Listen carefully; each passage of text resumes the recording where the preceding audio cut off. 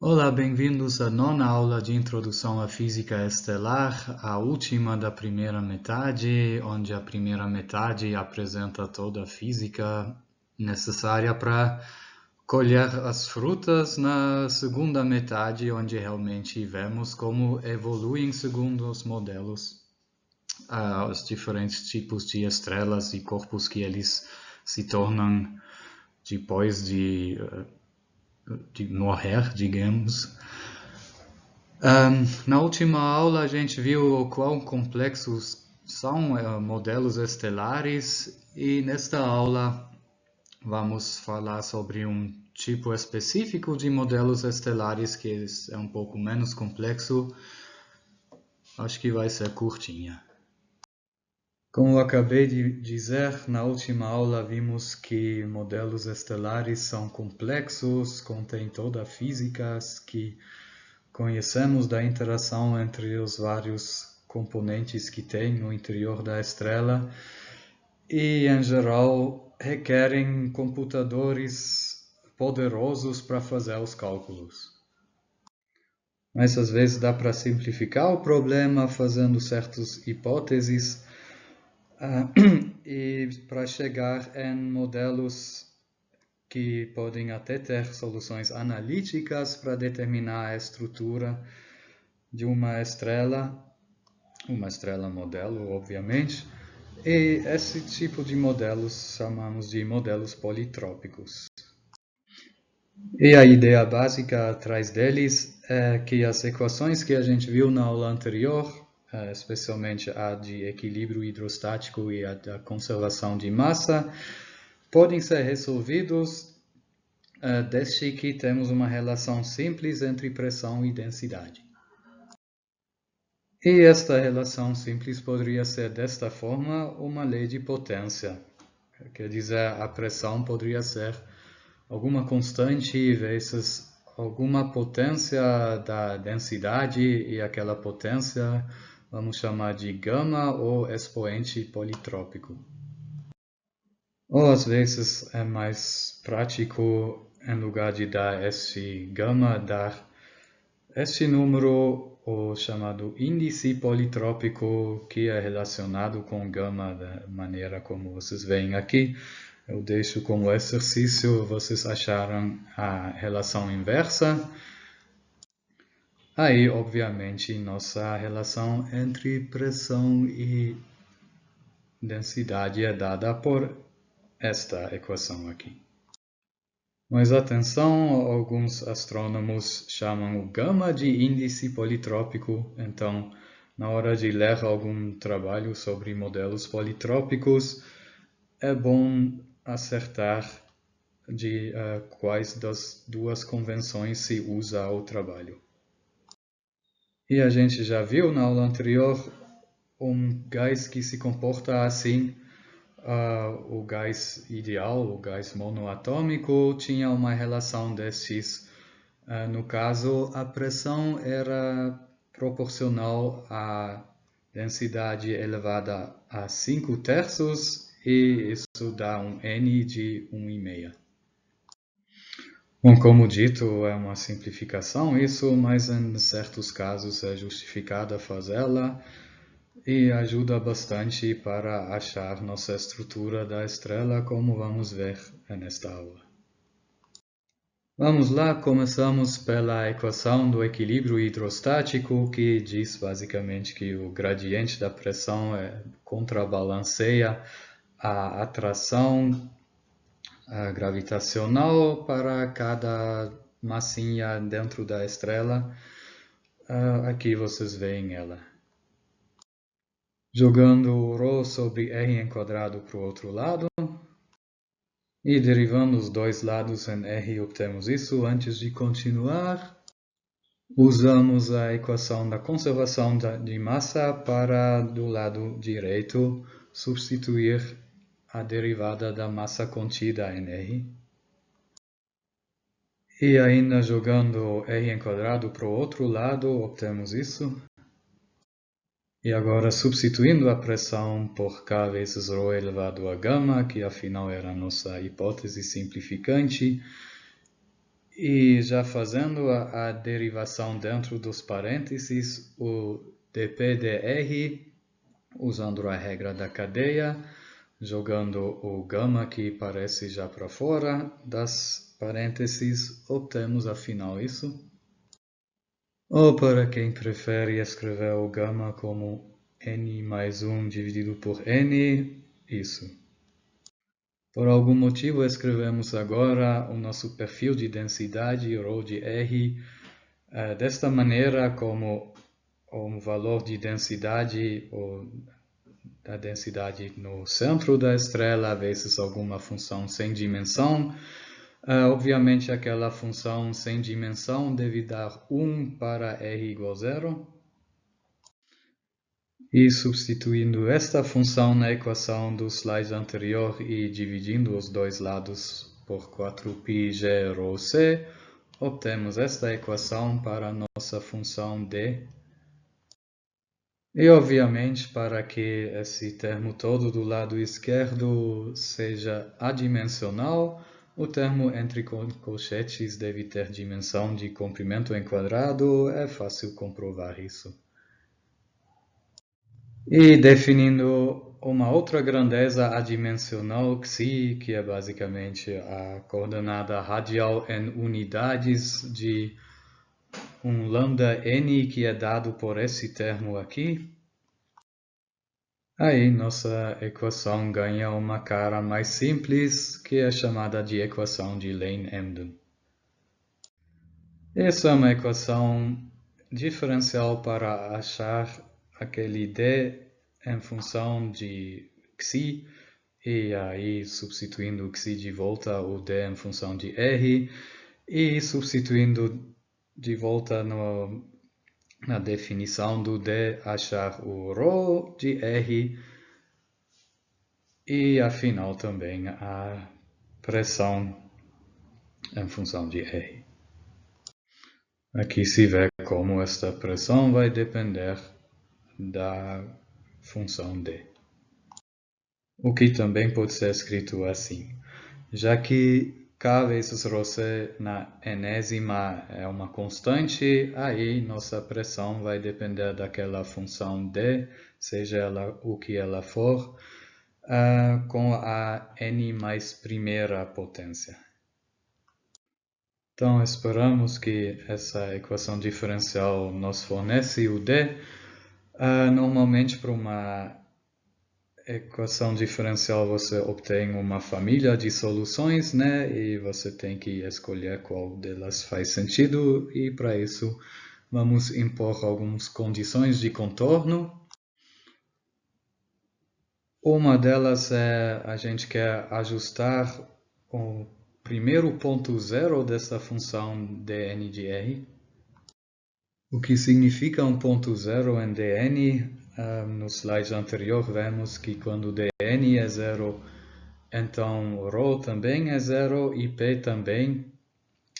Então é aquela distância do centro da estrela naquela pressão e densidade são zero. E onde é que densidade e pressão são zero? Obviamente na superfície da estrela. Então, uma das nossas condições de contorno é a gente tem que ajustar a função tal que o primeiro ponto zero ocorre no raio da estrela R. Obviamente, a partir de lá, a função não faz mais sentido. A função dn é válida até esse primeiro ponto zero e a partir de lá a função é constante igual a zero.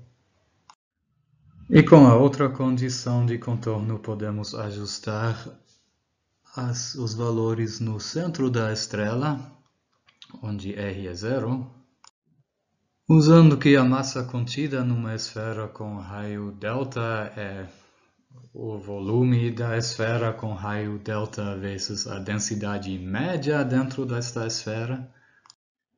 E que se deixamos este raio da esfera tender a zero, a densidade na superfície vai tender à densidade média na esfera. Aí pegamos de novo a equação do equilíbrio hidrostático e substituindo R por delta, aí dá para cortar com delta em quadrado e substituindo ρ por ρ barra. E já que isso era uma aproximação para quando chegamos infinitesimalmente perto do centro da estrela, então isso nos dita as condições no centro da estrela e vemos então de que o gradiente da pressão no centro da estrela deve ser nulo. E quanto vai ser o gradiente da densidade? Exprimindo ela em função da pressão, que é simplesmente o inverso da nossa função simplificante. Isso é derivada de alguma constante vezes p elevado a alguma potência, que é nada outro do que a própria constante vezes p elevado a uma potência 1 a menos, vezes a derivada interna dp dr, que é zero, então nosso dρ dr também é zero. E com isso nosso dd dr ou dd dxi. E além disso, como dito antes, o nosso d na posição central da estrela deve ser igual a 1, já que a gente definiu d em unidades da densidade central ρc. Podemos ainda calcular a massa da estrela, que é nada outro do que a integral do centro até a superfície da estrela das massas das cascas infinitesimalmente finas compondo ela, e a massa de uma casca dessas é 4πr² dr, e o volume de uma casca delas e a massa é a densidade na posição r vezes esse volume. E substituindo para R lambda xi e para o ρ central vezes nossa função de n elevado a n. Jogando todas as constantes para fora da integral. E o termo que temos dentro da integral é justamente o lado direito da equação de Lane-Emden, se a gente joga o xi em quadrado e o dxi para o outro lado. Integrando isso de 0 até xi1, obtemos isso, já que afinal para xi igual a 0, o termo dá 0. E isso vai ser nossa equação diferencial para resolver, para achar o d em função de xi. Não esqueçam que o lambda n depende de uma maneira um pouco chata da densidade ρ, de uma maneira dada pelo parâmetro n, tal que esta solução vai depender do n mesmo. E só para 3 valores de n, esta equação tem uma solução analítica. Bom, uma equação diferencial mais chata, vamos apenas dar as 3 soluções. No caso de n igual a 0, a solução d de xi é um polinômio de segundo grau com derivada em xi igual a 0, como deveria ser, e um ponto zero que nos então dá a escala, ou aquela podemos ajustar a escala para isso ser a superfície da estrela. A segunda é seno de xi sobre xi.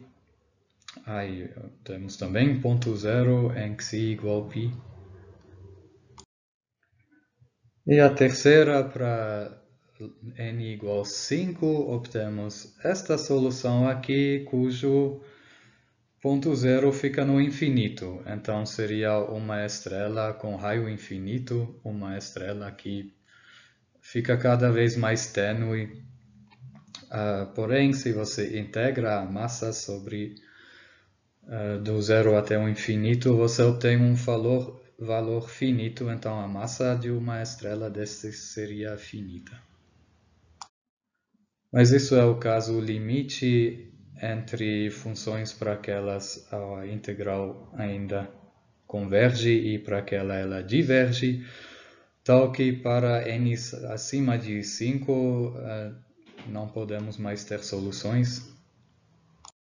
Infelizmente, esses 3 casos com solução analítica não ajudam muito, elas não correspondem a estrelas que existem, mas para outros valores de n, nossos modelos politrópicos ainda são bem mais simples do que os modelos apresentados no final da aula anterior, e vamos dar uma olhada então em 2 politropos com n mais realista, que não tem solução analítica, mas que tem solução pelo menos fácil de achar numericamente. E o primeiro é nosso gás adiabático, para aquele já sabemos que o n é 1,5 e o gama correspondente é 5/3.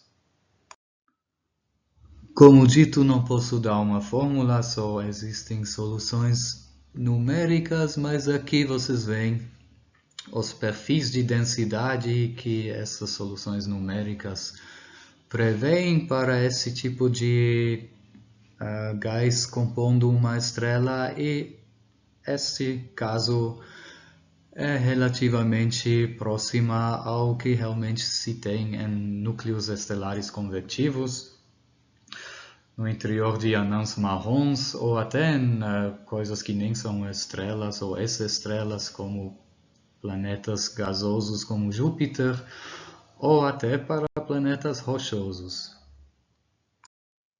Mas o caso anterior não é muito bom para descrever o interior de estrelas comuns, estrelas da sequência principal, por exemplo.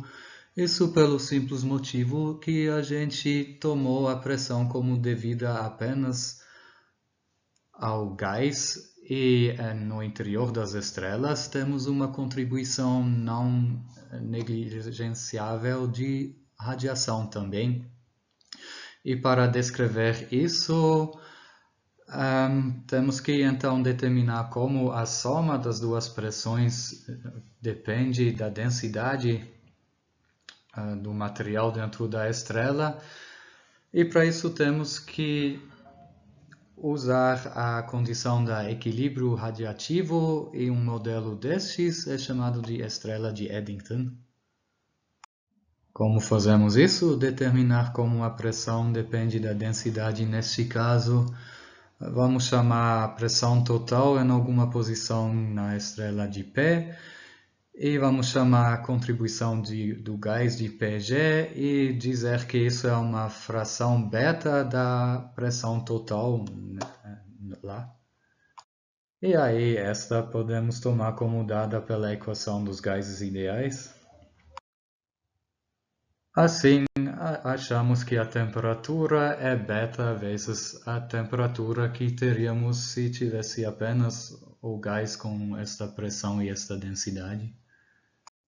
Aí a contribuição da radiação na pressão, obviamente, é 1 menos beta vezes a pressão total.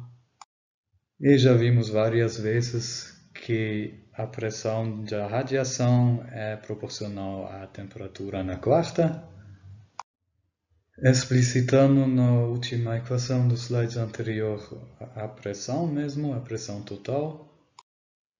E substituindo para a temperatura o valor que obtivemos a partir da pressão do gás, da contribuição do gás, obtemos que a pressão é proporcional à densidade na 4/3ª potência. Ou seja, proporcional a alguma potência da densidade, então também é um politropo, e obviamente o nosso gama é 4/3 e o n correspondente 3. Aqui vocês veem o perfil de densidade correspondente. E isso descreve então bem estrelas onde temos equilíbrio radiativo entre gás e radiação, como nos interiores das estrelas da sequência principal. A gente ainda não falou sobre a sequência principal, mas o Sol é uma delas, e daqui a pouco acho que daqui a 2 aulas. Já na próxima acho que vamos dizer o que é a sequência principal. E outros casos também, como os núcleos degenerados relativísticos, como aquelas anãs brancas. E fora desses núcleos temos alguma situação intermediária nos interiores das anãs brancas, ou intermediário entre gás ideal e estrela de Eddington, tal que os dois casos servem como limites para a descrição de anãs brancas. Mas vamos ter uma aula inteira sobre anãs brancas na segunda parte. E por final, as estrelas de nêutrons, que são outro tipo de cadáver de estrela que as anãs brancas, são bem modelados por politropos com índices entre 0,5 e 1. Aqui vocês veem o perfil de politropos com esses índices. Atenção, o eixo X é invertido ao que se vê nas outras figuras, o centro da estrela estando do lado direito e a superfície do lado esquerdo. Na segunda parte também vamos ter uma aula inteira sobre estrelas de nêutrons. Foi isso dos modelos politrópicos da primeira parte da disciplina. Na segunda parte, então, vamos ver como esta física apresentada até agora implica na estrutura e evolução de estrelas verdadeiras, do início até a morte.